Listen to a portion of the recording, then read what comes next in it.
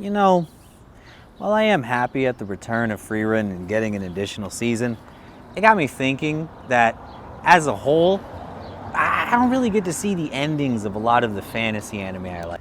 It's a shame because a true knight always finishes their story.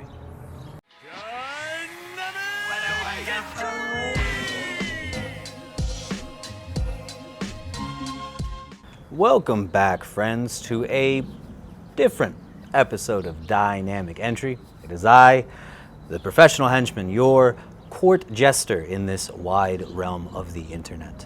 Now, I decided I wanted to talk about something that really resonated with me and that I genuinely loved that I've seen recently, which was A Knight of the Seven Kingdoms, a Game of Thrones story brought to us by HBO Max and George R.R. Martin. My understanding is that the story originated as part of a short story series which George was keen to jump in on, and that was what eventually led to the creation of the now 3 novellas for Dunk and Egg that we currently have. These first 6 episodes that HBO have put out go around the first section of those novellas, specifically the Ashford Meadow Tournament. It really served as my major introduction to the characters, though I had some satellite knowledge about them given my time with the like show version of a Game of Thrones. And I have to say, while I did enjoy a Game of Thrones, at least the earlier years of the show, much more than I did the latter, in my personal opinion, just something about these 6 episodes was just really magical for me. And as a whole, I think that they are some of my favorite pieces of television, especially In the Name of a Mother, the 5th episode. But before I dive too deep into anything else, I do want to offer a quick spoiler warning. I do plan on gabbing quite a bit about the show because I enjoyed it. I will try to leave out like most of the heavy story stuff, but there's a lot that I will talk about. So if you are interested in this TV show at all, I highly recommend it. I think it was a fantastic effort by everyone involved. All of the actors were amazing. There's also, if you are interested, there are like behind the scenes that you can see as well too, which I watched in preparation for this video, and it's great stuff, man. Honestly, take the time. The show opens with the death of Sir Arlen Pennytree, the knight who Dunk served under, and Dunk isn't really given a lot of time to wrestle with or grapple with the actual loss of this person who effectively was the father figure in his life. Dunk isn't very well educated himself, he can't read, and he even struggles to give a proper eulogy, telling himself regrettably that he doesn't really know any proper words, but knows that a knight of honor and respect like Sir Arlen Pennytree certainly deserved them. After a day's ride, he finds himself up in an inn, and after interacting with a strange stable boy there, he hears word of an Ashford Meadow tourney, an opportunity for himself to make a bit of gold and eat another day, as long as he can figure out a way to enter the lists and subsequently win the tourney itself. Now, when he does arrive at the Ashford Meadow tourney, he is met with some initial resistance in signing up for the actual lists.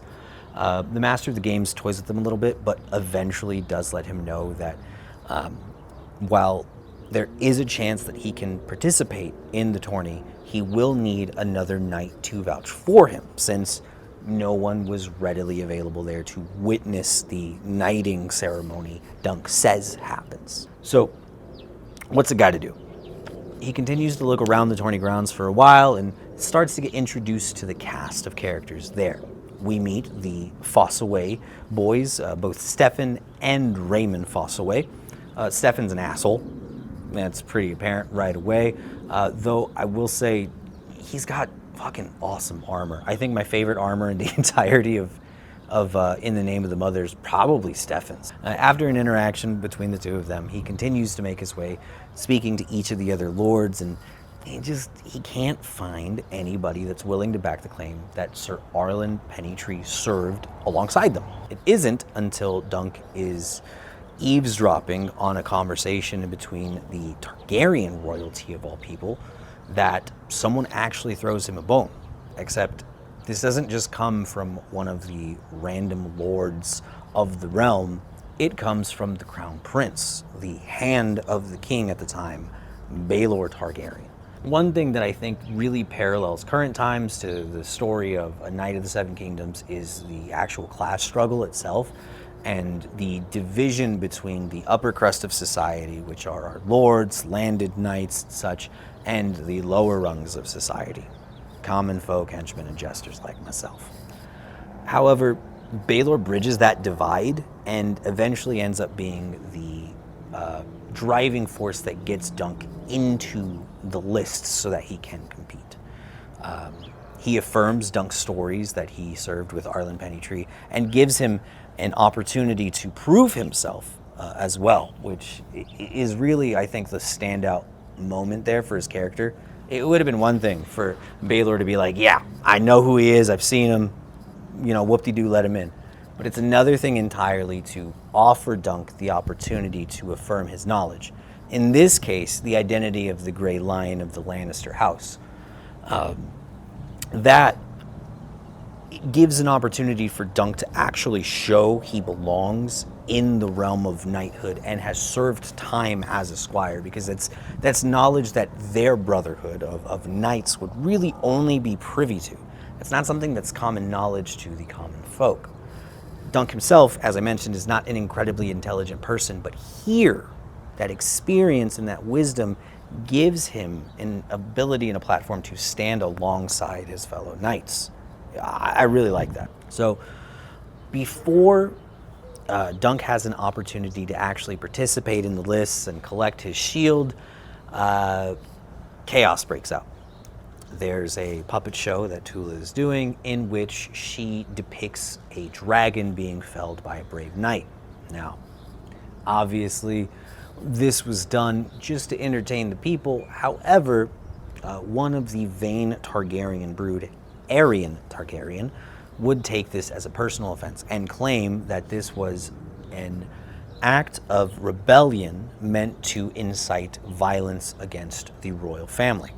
As such, he does what most rich people do, and he barrels his way past people guards and just starts assaulting people willy-nilly. Dunk moves before he even thinks and steps in and just starts putting hands on Aerion. It's fast. Like, he hits the kid in the face, throws him over, kicks him down when Aerion pulls a knife on him. There's 3 Targaryen soldiers holding Dunk back, and they aren't even planted in their spot because he's like gaining steps before a 4th guy shows up to grab him. Right before they create like this whole American History X redo scene, knocking Dunk's teeth out, Egg shows up. And from his first interaction, you kind of get the idea that not everything is exactly on the level with the kid.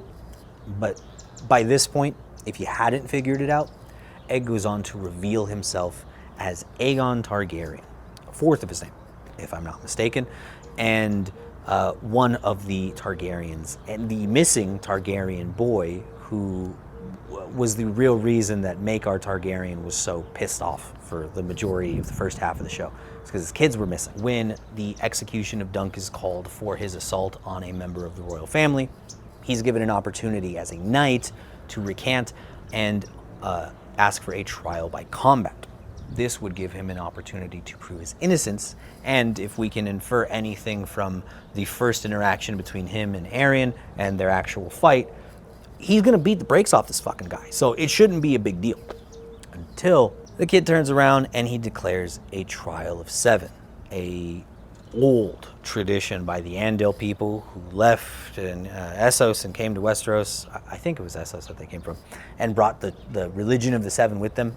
It's an old religion of theirs in which 14 knights, 7 on one side, 7 on the other side, compete, and whichever side comes out on top is the de facto champions of truth of the god. While the trial of the 7 was a move in an attempt to basically make it so that Dunk couldn't get out of this, Dunk's attitude and treatment of people up until this point is more or less what saves the day for him here. I mean, obviously not alone. However, over the past few days, while people have kind of seen him as like a big dummy that's walking around the camp asking stupid questions and looking lost, he has started to build some notoriety. First of all, he's stepped up and actually attacked a prince of all people, or a royal member of the family, in order to defend the innocent, as a true knight should. The only person to put his money where his mouth is in the entirety of the Ashford Meadow tourney up until that point. So, Trial of 7. Who are the knights? The first person we see come into the service of Dunk for the Trial of 7 is Stephen Fossaway, who promises his services as well as the services of his squire, right? And he also says that he will do what he can to find other knights for their cause, because even if there is no gold to be found, there is glory to be had. Another noble doing things for the wrong reason, which we will continue to see. The recently crippled Sir Humphrey from the day before, Sir Beesbury, another one of the knights that's participating. Stefan betrays in a very on-brand Stefan move and decides to help the accusers instead of the accused, like he gave his word to do. But Raymond, fed up with his cousin's bullshit and unable to stomach the disrespect towards Dunk, fights back and decides, fuck it, knight me, I'm a squire, I know how to do this stuff, I'll stand with you. And with the help of Lionel Baratheon, is knighted and becomes one of the other members of their team, which then gives us Sir Beesbury, Sir Harding, Lionel Baratheon, Sir Robert Risling, the Mad Knight, and Raymond. Oh, fuck, that's 6.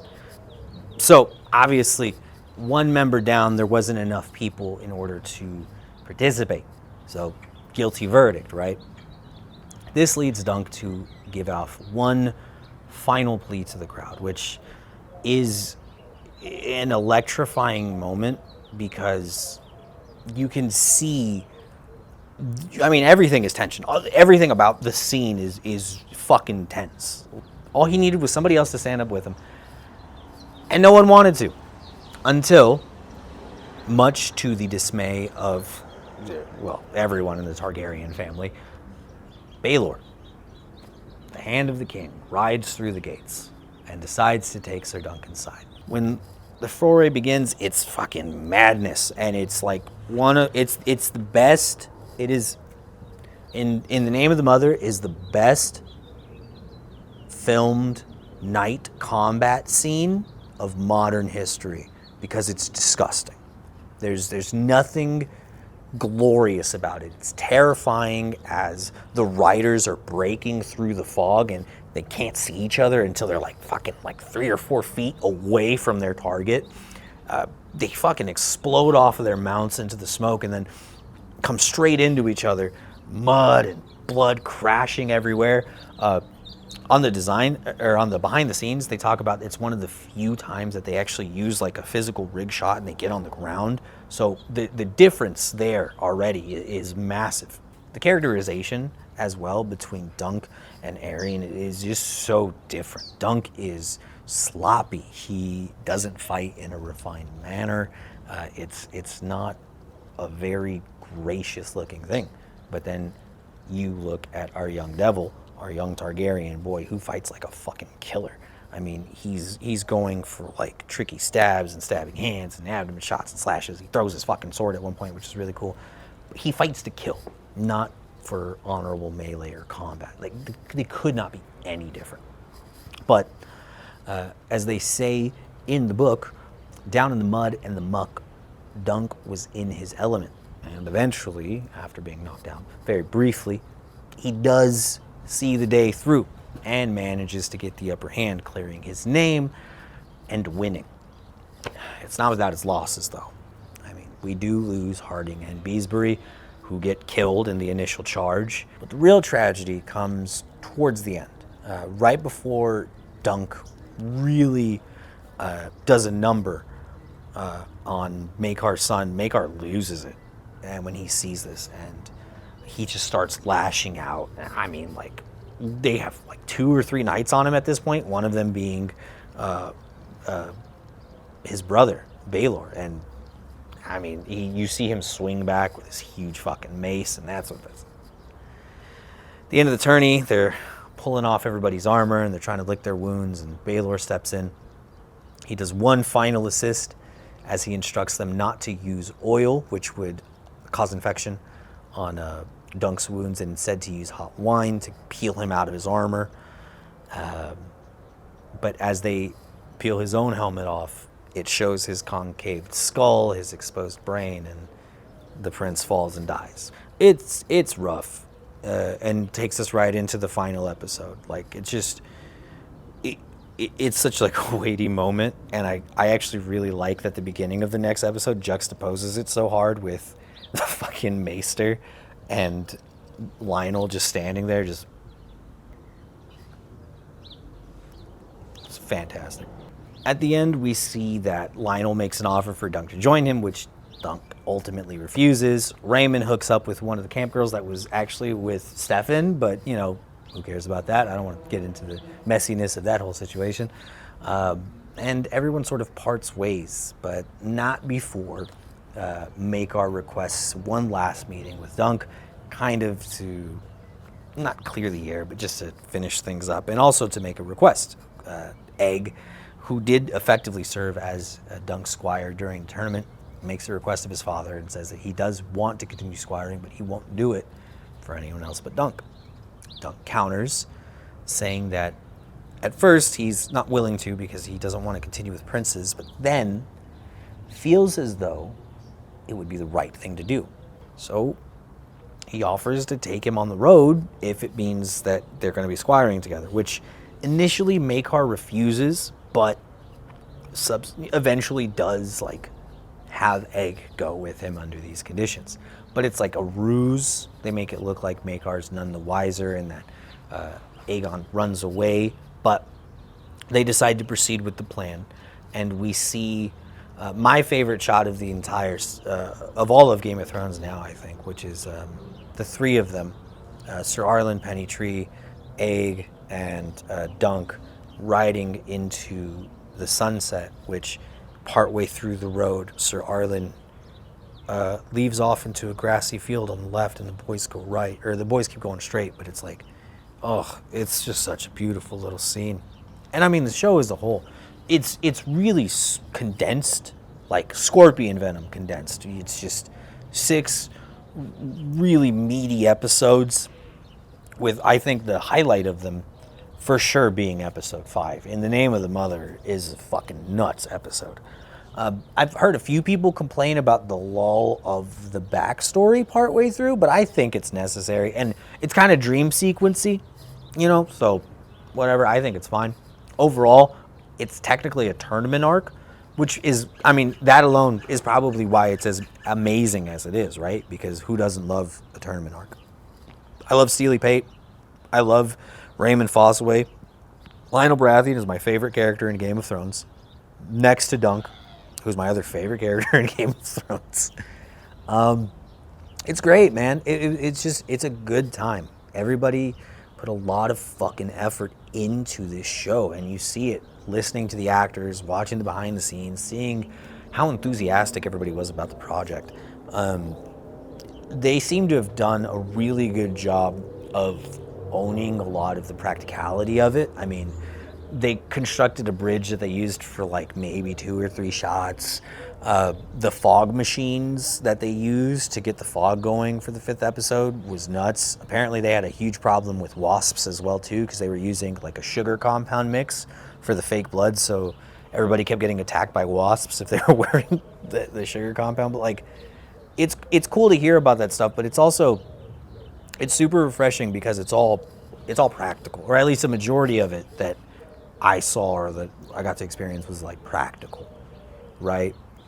I think a failing for sure of modern television and modern movies is the over-reliance on CGI, and I think the ability for them to just get down in the dirt and really show armor doing its thing, among other things, is fucking fantastic. My understanding is we have 2 more novellas, and George R.R. Martin is talking about writing more, but people have also been waiting over a decade for the next book, so, you know, whatever. I like them. And from what I've read of like what comes next, I gotta go pick up the comics and the novellas myself so I can read them, and I'm excited. Like it all looks like really good stuff. I am a bit sad that we're never going to see most of these characters again. That part kind of sucks, but I understand it, given what I've learned about the other two novellas and like the story that goes on there. It makes sense as to, you know, why, like the nature of why you just move on, and that's life, right? You know, it's not like the internet existed and people could text each other. You gotta send a raven or some shit. All of that to say, Dunk carried on the true meanings and values of a knight, and everyone who followed in his stead, well, they made it out just fine. Yeah, it was great. It was fantastic. I give it a 10, a genuine 10. I don't think I've ever rated a TV show on this channel that isn't animated, and I don't think I've given better than a 9 on a game. But I'd give this a 10. It was actually perfect. I didn't have any problems with it. So, you know, expect to see me probably talking more about that as we get hopefully more one day down the road. But yeah, that's it. I've ranted and I've rambled, and I really liked this show. If you liked it though, or if you didn't, let me know down below. Let me know your feelings and why it is you feel the way that you do. You know, or share this video with a friend or somebody else that you know was watching A Knight of the Seven Kingdoms. You know, maybe they'll get a kick out of it, or they'll agree with some of the things that I said in here. Back to the outro. Dynamic entry. Go watch some of our stuff. Keep following the channel, or, you know, subscribe if you aren't already. Okay, we're about to break into the 650s, and we're almost at 700. Wouldn't that be amazing? I think that'd be amazing. Thanks for watching. I really appreciate your time, and I'll see you in the next one.